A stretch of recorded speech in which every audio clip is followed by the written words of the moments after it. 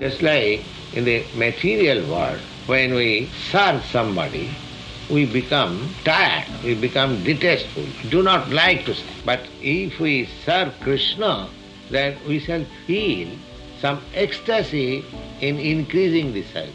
There is no payment.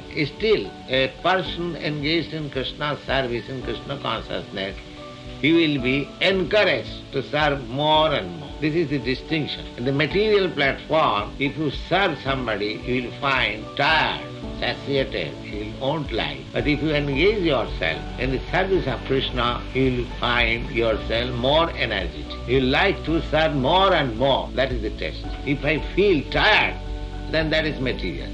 And if I feel more encouraged, that means it is blessings of Krishna.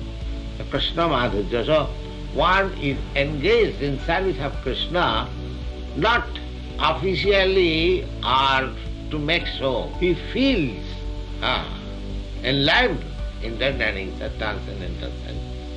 Some of you must be feeling like that, I am sure. Otherwise, you cannot take so much responsibility working all day unless you feel. So that is the test.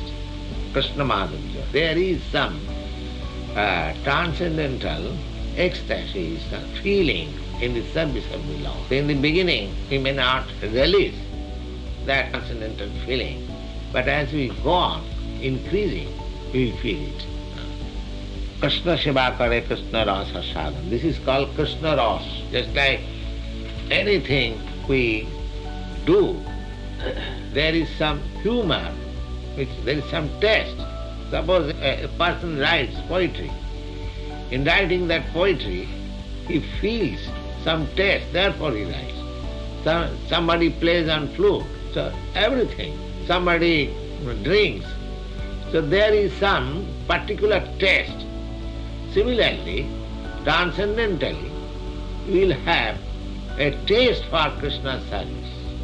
That is Krishna consciousness.